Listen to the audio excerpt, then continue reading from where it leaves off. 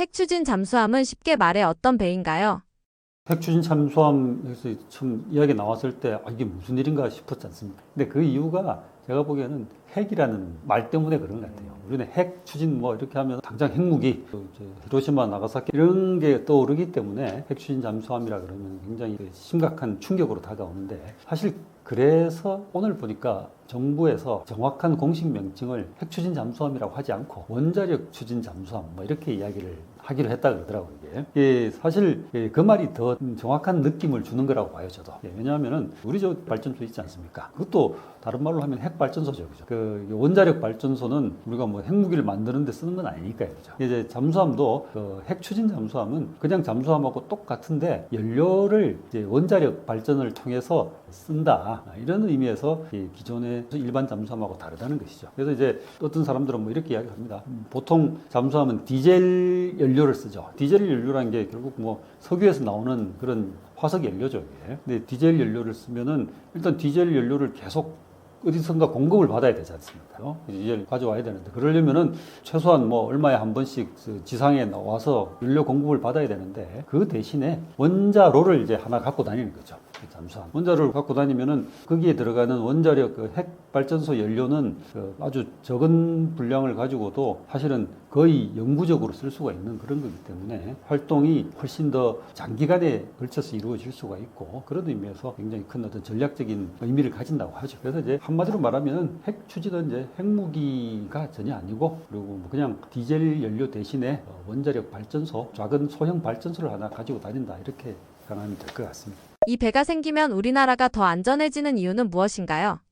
이건 뭐 결국 원자력 추진 잠수함의 기본적인 특성 때문에 그런 건데요. 간단히 말하자면은 이건 기존의 디젤 잠수함보다 훨씬 더 멀리 갈 수 있고 더 오래 갈 수 있고 더 조용히 작전을 할 수 있는 것이죠. 그러면서 적들의 입장에서 보면 어디 있는지 모르니까 적이 공격을 하기가 쉽지가 않은 것이죠. 그런 걸 통해서 이제 한국의 방위 자율성과 이제 국제적인 발언권을 높여주는 그런 전력이 된다는 것이죠. 좀 더 구체적으로 보자면은 보이지 않는 방패다. 결국 이제 이걸 억제력이라고 그러죠. 억지 또는 억제력이라고 하는데 핵추진 잠수함은 이제 사실은 핵추진 잠수함도 사람이 들어가서 이제 잠수함 승조원들이 들어가서 운영을 하고 있는 그런 것인데 그 사람들을 교체하는 것, 사람들도 쉬어야 되니까 승무원들이 교체하는 것 말고는 사실은 연료 때문에 이 지상으로 나오는 그런 경우는 없는 것이죠. 그래서 기존의 디젤 잠수함보다 훨씬 더 오래 머무를 수 있는 것이고 오래 머무른다는 것은 이 잠수함을 처음에 항구에서 나갈 때부터 다시 들어올 때까지 따라다니면서 감시하지 않는 한 이 잠수함이 어디 있는지를 알 수가 없는 것이죠. 그렇기 때문에 적의 입장에서 보면은 이 잠수함이 어디 있는지 모르니까 만약에 이제 예를 들어서 북한이 남한을 공격을 한다고 그래도 핵추진 잠수함이 다시 북한을 때릴 수가 있으니까 쉽게 때리지 못한다는 그런 의미를 가지고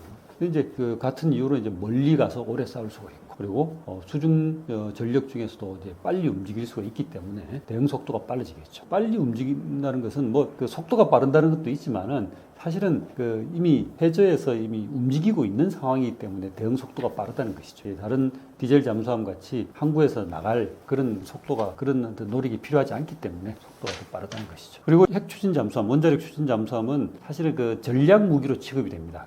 전략 무기란 거는 핵 미사일이라든지 또는 전략 폭격기 같이 한 나라의 운명을 큰 부분에서 좌우할 수 있는 그런 무기를 전략 무기라고 하는데 원자력 추진 잠수함은 전략 무기로 들어가서 국제사회에서 발언권도 커질 수 있는 것이죠. 그래서 이제 당연히 한미 동맹이라는 역할도 강화를 할 수가 있는 것이죠. 근데 이것이 100% 긍정적인 것만 있는 것은 아닙니다. 당연히 한국이 원자력 추진 잠수함을 가진다 그러면은 대통령도 설명을 하면서 북한과 중국에 더 잘 대응을 할 수 있다라고 이야기를 했지 않습니까? 그러면은 북한하고 중국이 한국의 핵 추진 잠수함을 예를 들어서 처음에 한 4대 정도 있다가 나중에 40대까지 늘린다. 그러면은 자기들도 늘려야 된다 이렇게 생각을 하겠죠. 그러면 이제 군비 경쟁이 일어나는 것이고 군비 경쟁이 일어난다는 것은 서로 군사력이 더 강해진다는 거기 때문에 긴장이 더 높아진다는 것이라서 절대 좋은 건 측면만 있는 것은 아니죠. 한국이 사실은 핵 추진 잠수함 이런 것은 연료의 문제이기 때문에 한국의 원자력 발전소 다 가지고 있지 않습니까? 여러 가지 문제도 있지만은 그래도 여전히 한국 전력 생산 도움이 되니까 그런 측면에서 일단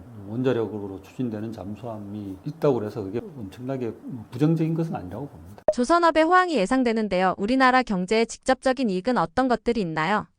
뭐 사실은 잠수함이니까 당연히 조선업 이렇게 연결이 되겠지만은 조선업은 아무래도 뭐 그 전형적인 그 소위 말해서 헤비 인더스트리 중공업이죠. 중공업이 이제 한 국가에 미치는 영향은 그 파급 효과가 크기 때문이죠. 뭐 좀 세부적으로 보자면은 뭐 예를 들어서 자동차도 마찬가지인데 자동차 만들면은 그 부품이 엄청나게 많이 들어가지 않습니까? 그래서 이제 당연히 이제 그 부품을 만드는 그런 업체들이 또 성장을 하게 되고 그러면서 고용도 늘어나게 되고 그런 영향을 가지게 되죠. 그걸 이제 파급 효과라고 부르는데 조선은 차보다 훨씬 더 크니까 당연히 그런 어떤 파급 효과가 더 크게 되겠죠. 그리고 이제 조선업은 주로 이제 국내 소비용뿐만 아니라 상당 부분 해외 수출하는 것이기 때문에 수출에 의존을 많이 하고 있는 한국 입장에서는 큰 도움이 되는 것이죠. 그리고 조선도 사실은 모든 게 다 이렇게 고부가가치는 아닙니다. 조선업 중에서도 일부 저부가가치도 있고 고부가가치가 있는데 한국이 지금 가지고 있는 기술 또는 뭐 지향하는 방향 이런 것은 높은 부가가치 쪽이기 때문에 이런 제조업 육성하는 데도 큰 도움이 되지 않을까 이렇게 해석을 많이 하고 있습니다. 예, 그리고 이제 그 이번에 그 트럼프 대통령이 당선되고 꾸준히 이야기가 나왔지만 미국이 한국과 조선 협력을 하겠다 이런 이야기를 많이 했지 않습니까? 근데 그 이유가 중국이 조선업을 엄청나게 이게 역량을 강화시키면서 배를 엄청나게 찍어내고 있거든요. 걔들 신문 방송에서 나오는 보도를 보면은 그런 표현을 쓰고 있어요. 중국이 거의 이제 매일 한 척씩 뭐 과정을 해서 매일 한 척씩 찍어내고 있다 이런 표현을 쓰고 있습니다. 그 말은 무슨 말인가 하면은 그만큼 배를 만들 만한 역량이 된단 말이죠. 근데 배를 만드는 역량이라는 것이 그냥 그 철판만 있다고 되는 건 아니지 않습니까? 시설이 있어야 되고 그리고 그 시설을 움직일 수 있는 어떤 기술자들이 있어야 되고 인력들이 있어야 되고 그리고 거기에 부품을 공급할 수 있는 업체들이 있어야 되고 이런 게 다 종합이 돼야지 되는 건데 그게 하루아침에 이루어질 수는 없는 거죠. 근데 이제 사실은 조선은 미국이 가장 강력했습니다. 2차 대전 무렵까지는 2차 대전 뭐 지나서 어느 정도까지는 그 미국이 가장 강력했었는데 그 이후에 어느 순간 일본과 그다음에 일본 이후에는 한국 그리고 이제 최근에는 중국이 그 조선 역량을 강화해서 사실 이 한국, 중국, 일본이 지금 세계 조선의 거의 뭐 대부분을 차지하고 있다고 보면 된다고 이야기를 합니다. 이게. 그래서 이제 이런 미국이 한국의 조선 역량을 높이 평가해서 같이 협력을 하자고 하는 것은 결국 안보 문제 때문이죠. 군함 뭐 전함 이런 것을 만들어 나가는데 필요한 역량이 미국으로서는 안 되니까 한국과 협력을 해야 되겠다 뭐 그런 이야기를 하고 있는 것이죠. 그런 의미에서 조선업은 국가 안보 뭐 이런 것에도 직접적인 영향을 미친다고 보여집니다. 교수님이 보시기에 K조선의 기술력 및 수출 전망 어떻게 보시나요? 아까도 말씀드렸지만은 세계 조선의 그 최고 역량을 갖추고 있는 데가 이제 한국, 중국, 일본인데 뭐 한국 역량이 부가가치가 높은 그런 선박들을 설계하고 건조할 수 있는 능력을 갖추고 있다고 이야기를 합니다. 우리가 뭐 잘 알고 있는 회사들 현대중공업이나 뭐 하나오션, 삼성중공업 뭐 이런 조선사가 이제 고부가가치라고 하는 뭐 LNG 운반선이라든지 대형 컨테이너 뭐 이런 선박들을 이미 설계하고 개조해 왔으니까 기술 측면에서는 뭐 한중일 중에서도 가장 뛰어나다라는 뭐 평가를 하기도 하는데 물론 뭐 중국하고 일본이 뛰어난 부분도 있겠죠. 어쨌든 부가가치가 높은 그런 선박들을 설계하고 건조할 수 있는 능력을 갖추고 있다. 그 뭐 세계적으로 친환경 뭐 디지털 전환 기술도 지금 많이 강조가 되고 있는데 이런 부분에서도 한국이 그 장점을 가지고 있다고 평가를 합니다. 친환경이 뭔가 하면은 사실 자동차도 그거 보면은 배기가스 이렇게 많이 나오니까 그걸 줄인다고 이야기하지 않습니까? 줄여야 된다고 이야기를 하는데 그 과정에서 나온 게 이제 전기차고 그래서 배도 선박도 이제 전기로 갈 수 있는 뭐 이런 것들도 이제 사람들이 고려를 한다고 하더라고요. 이게 뭐 그런 어떤 식으로 친환경이라든지 디지털 전환 시대에 맞는 그런 어떤 기술들을 상당히 갖추고 있다. 그리고 조선업에 당연히 필요한 그 부품, 기자재 그리고 그것을 공급할 수 있는 어떤 산업 생태계 이런 것에 또 이제 한국이 다른 나라에 비해서 훨씬 더 우위를 갖추고 있다라고 이야기를 하고 있습니다. 약점도 뭐 당연히 존재를 하고 있는데 특히 중국이 워낙 그 이쪽에 집중을 시키면서 기술적인 측면뿐만 아니라 가격적인 이제 노동력이 이제 싸니까 중국이 가격의 경쟁력이 한국이 좀 떨어지고 있다. 뭐 이런 평가를 많이 하고 있습니다. 그래서 이런 부분을 보완할 방법을 찾아야 된다는 이야기를 하고 있습니다. 북한의 잠수함과 비교하면 가장 크게 다른 점은 무엇인가요? 북한의 잠수함은 아마 제 기억으로 정확하게 기억은 안 나는데 한 60척? 70척인가 뭐 그 정도 됩니다. 근데 꽤 많습니다. 그게 어느 정도가 하면 미국하고 중국 둘 다 이제 비슷한 수준입니다. 잠수함 숫자는 많은데 지금 북한이 보유하고 있는 잠수함은 굉장히 노후화되어 있고 뭐 지난번에 김정은이 잠수함이 타서 사진을 찍은 게 공개가 됐었는데 그 잠수함이 아마 60년 된 그런 잠수함이라 그러더라고요. 그 정도로 오래된 잠수함들이 많이 있어서 사실은 굉장히 노후화되어 있는 것이라고 봐야 되겠죠. 그에 비해서 한국이 지금 현재 보유하고 있는 잠수함은 그보다 훨씬 더 적지만 그 북한의 잠수함에 비해서 훨씬 더 최신식이고 그리고 당연히 이제 성능이라는 것이 뛰어나겠죠. 근데 핵추진 잠수함은 좀 이야기가 다르죠. 그죠? 지금 북한도 핵추진 잠수함을 건조를 하고 있다고 이야기를 합니다. 근데 북한이 핵추진 잠수함을 건조한다는 것은 남한이 핵추진 잠수함을 건조하는 거고 이야기가 완전히 달라집니다. 왜냐하면 북한은 이미 핵 무기를 개발했기 때문에 핵추진 잠수함을 개발한다면은 거기다가 핵무기를 탑재를 한단 말이죠. 이게 이제 이 SLBM이라고 하는 겁니다. 이게 한국어로 표현하자면 잠수함 발사 미사일이죠. SLBM, Submarine Launched Ballistic Missile 해서 이제 잠수함 발사 핵미사일인데 뭐 핵무기를 보유하고 있는 핵 보유국들이 가지고 있는 핵무기 운송 3대 수단이 있는데 그 중에 하나가 이제 이 SLBM이고 그다음에 이제 대륙간 탄도미사일 그리고 이제 전략 폭격기 이 세 가지가 되는데 이 북한이 핵추진 잠수함을 보유를 한다는 것은 SLBM을 보유를 한다는 것이죠. 그러면 이제 이거는 미국이나 중국 등 이런 러시아 같은 이러한 나라들도 북한이 언제 어디서 SLBM을 발사할지 모르는 그런 걱정을 안고 살아야 되는 상황인 거죠.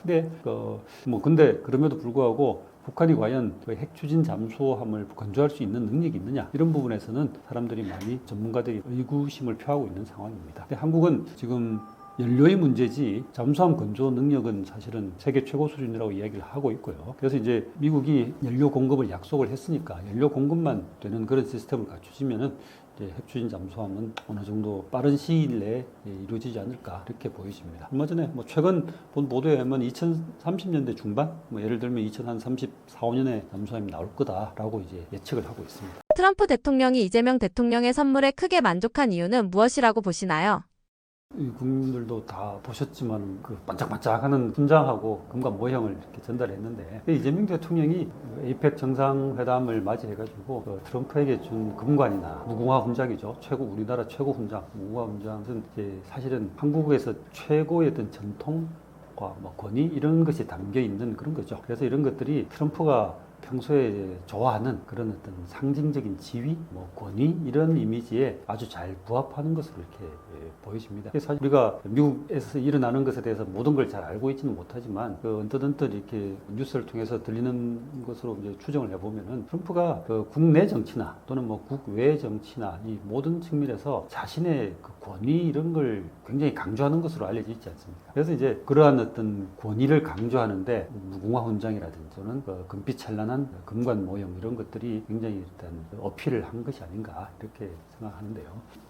이 트럼프 대통령은 또 특히 황금, 금장식 그리고 이런 걸 좋아하고 평소에 말을 할 때도 예능 프로그램, 프렌티스죠. 미국에서 유행했던 그 프렌티스라는 예능 프로그램에서 그걸 진행했던 사람답게 제스처도 크고 화려하고 이런 걸 좋아하는 것으로 잘 알려져 있거든요. 그래서 이번에 이 한국이 정상회담을 하면서 그걸 잘 맞춰가지고 금관, 왕관이지 않습니까? 왕관을 준비했다는 것이 아마 트럼프한테 굉장히 만족스럽지 않았을까 이렇게 보여집니다. 하여튼 일부 보도를 보면은 트럼프가 액을 받고 눈이 동그래졌다는 이야기가 많이 나오지 않습니까? 그리고 그러면서 동시에 이 트럼프가 진짜 훌륭하다, 특별하다. 이게 미국 애들이 주로 쓰는 표현이거든요. It's so special, it's really special 이렇게 이야기하는데 이런 보도가 나오는 걸 보면은 이게 트럼프가 정말 만족했다 이런 것으로 보여집니다. 그리고 동시에 조금 더 이 생각을 좀 더 해보면은 무궁화 대훈장이라든지 이런 금관 모형 선물이 한국하고 미국 사이에 어떤 여러 가지 협상이 이루어지고 있는 상황이죠. 관세 협상이라든지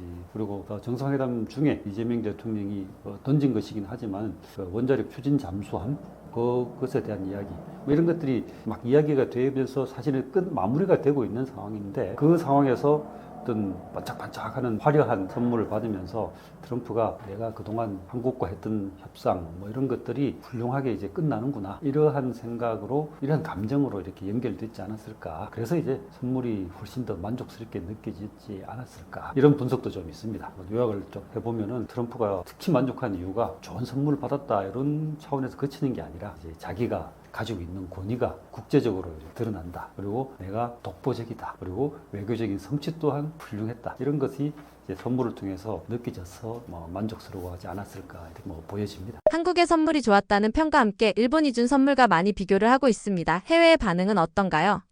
제가 보기에는 일본이 그런 선물을 준비하는 거는 새로운 신임 총리가 사실은 그 정치적 기반이 약하죠. 일본 내에서 정치적 기반이 굉장히 약한 상태이고, 그리고 새로 총리가 된 지 얼마 되지 않았기 때문에 미국과 어떤 협상에서 지렛대가 별로 없는 상황이죠. 트럼프를 잘 알지도 못하고. 그래서 이제 신임 총리가 기댈 수 있는 것은 그 전에 트럼프와 관계를 강화해 놓았던 아베 전 총리의 어떤 그뭐 성취에 기대는 것 말고는 방법이 없었겠죠. 그래서 아베가 쓰던 뭐 골프채라든지 이런 걸 가지고 트럼프 보고 자꾸 옛날 아베 생각 좀 해서 이제 우리 좀 잘해보자 하는 이러한 의미였던 것 같죠. 그러게 이제 보면은 트럼프 입장에서는 아베는 친하게 이야기를 하지만은 실제로 친했을 수도 있고요. 근데 친한 것도 결국 뭐 자기 국가를 위해서, 자기 나라를 위해서 그렇게 이야기하는 것이 실제로 뭐 친한지는 알 수는 없지 않습니까? 그리고 더 중요한 건 아베는 이미 과거의 인물이고 존재하지 않는 사람이고, 지금 앞으로 임기 동안 일본과의 관계가 중요한데 새로 신임 총리가 아베의 추억만 가지고 이렇게 표현해도 될지 모르지만은 아베의 추억팔이죠. 그런 면에서 뭐 한국과 많이 비교가 되지 않나 이렇게 생각을 합니다. 트럼프 대통령에게 수여된 대훈장과 천마총 금관은 각각 어떤 의미를 갖고 있나요? 무궁화 대훈장은 사실은 대한민국에서 가장 높은 수준의 그 국가 훈장이죠. 그래서 이제 가장 높은 수준의 국가 훈장을 외국 대통령에게 전달한다, 수여한다 이런 것은 그냥 예우는 아니죠. 이 예우가 아니고 한국과 미국과의 관계가 그만큼 특별하다, 동맹 관계다, 그런 측면에서 트럼프에게 그런 메시지를 확실하게 전달하는 거죠. 당신은 우리한테 굉장히 특별하고 최고 수준의 파트너다, 뭐 이러한 의미를 전달하고자 하는 상징적인 행위가 아니었나 이렇게 볼 수 있고요. 훈장이 결국 이제 트럼프 개인한테 주는 거잖아요. 물론 미국 대통령이라서 주는 거지만 개인한테 주는 것으로서 한국이 당신을 아주 극상으로, 최상으로 존중하고 심지어 존경까지 하고 있다. 그래서 한미 관계는 특별하니까 더욱더 잘해보자 하는 의미를 가지고 있었겠죠. 근데 이제 천마총 금관은 사실은 우리는 어릴 때부터 그 교과서에서 많이 봤죠. 봐가지고 뭐 금관 하니까 반짝반짝 아유 저 훌륭하다 이렇게 하는데, 또 뭐 정부에서, 한국 정부에서 의미를 이렇게 해석한 걸 보면은 금관이 통일신라 왕권의 어떤 위엄을 그대로 보여주는 것이고, 특히 이제 하늘과 땅을 잇는다는 어떤 권위적인 상징성을 담고 있다고 뭐 설명을 했습니다. 또 이제 한반도를 지금 최초로 통일한 국가죠. 통일을 함으로써 그 전까지 있었던 계속되는 국가 간의 전쟁 이런 것을 종식시킴으로 해서 한반도의 평화를 처음으로 가져왔다. 역사 시대에서 처음으로 가져왔다라고 이제 하는 신라의 어떤 의미를 금관에 담아서 한반도 평화를 위해서 우리 좀 더 노력을 해보자 하는 의미에서 트럼프에게 전달하는 것이 아닐까 이렇게 많이들 분석하고 있습니다. 그래서 이제 선물이 그냥 단순한 기념품 뭐 이런 것으로 그치는 것이 아니라 과거의 어떤 이런 1500년 전에 신라가 이룩했던 그런 평화에서 나온 그런 금관을 통해서 이제 우리 한국이 한반도의 평화 또는 나아가 동북아 전체의 평화를 위해서 트럼프와 함께 미래를 한번 잘 열어보자 하는 의미를 이렇게 내포하고 있다고 이렇게 보여집니다. 근데 이게 이 선물이 꼭 이렇게 우리가 의도했던 그러한 뭐 이런 반향을 일으킨 것만은 아닙니다, 이게. 트럼프는 매우 좋아했다고 이야기를 하는데, 제가 뭐 그 뒤를 이렇게 보면은 미국 안에서 이걸 보고 트럼프한테 너무 아부를 한 거 아니냐, 한국에서. 그래서 이제 미국의 이제 일부 그 코미디 프로그램 이런 데서 풍자나 뭐 조롱을 하기도 많이 하는 것으로 알고 있습니다. 왜냐하면 이제 미국에 지금 트럼프가 집권한 이후 이제 거의 한 1년이 다 돼 가는데요. 1년 동안에 뭐 시위 일어난다고 미국 국내에서 일어나는 시위에 군을 투입하고, 주방위군, 또 군대죠, 그죠? 군을 투입하는 뭐 이런 방식으로 어떻게 보면은 군의주의적인 어떤 통치 방식이 이루어지고 있는데, 여기에서 미국 사람들이 굉장히 큰 반발을 하고 있는 상황이거든요. 그래서 지금 뭐 지난 뭐 몇 주 전에도 그런 어떤 큰 시위가 미국 곳곳에서 벌어졌는데, 미국의 왕은 없다. 그러니까 트럼프가 왕 노릇하고 있다. 미국의 왕은 없다는 뭐 이런 노킹 무브먼트가 벌어지고 있는 그런 상황인데, 근데 하필 또 한국에서 선물을 한 게 왕관이었습니다. 그러니까 그 선물하고 난 다음에 그 금관, 신라 금관을 쓴 그걸 이제 AI로 만들어 가지고 막 유포가 되고 있고 막 그런 것이 나오고 있는 상황이죠. 그래서 미국 국내에서 우리가 생각했던 그런 것과는 다른 그런 반향도 일어나고 있는 것으로 알고 있습니다. 한반도 평화 정착을 위해 어떤 역할들이 중요하다고 보시나요?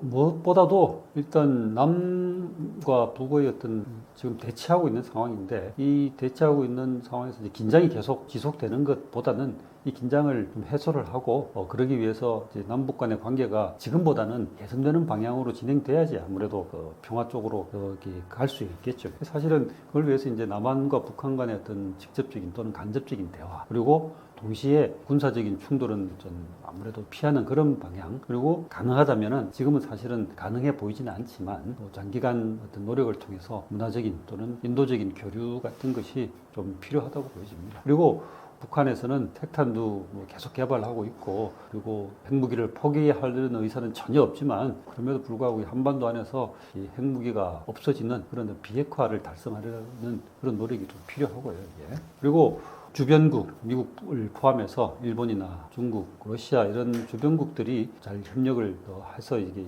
긴장을 좀 지금보다는 완화하는 그러한 방식으로 진행돼야 되겠죠. 그래서 이번에 그 에이펙 정상회담에서 이재명 대통령이 미국과도 정상회담을 하고 중국과도 정상회담을 하고 그랬는데, 그런 과정을 통해서 미국이나 중국 이런 주변국들이 협력해서 한반도 평화를 좀 더 정착시켜서 나가는 그런 방향이 필요하지 않을까 이렇게 생각을 합니다. 이번 한미 정상회담 통해서 드러난 대한민국 외교 수준은 어떻게 평가받고 있나요?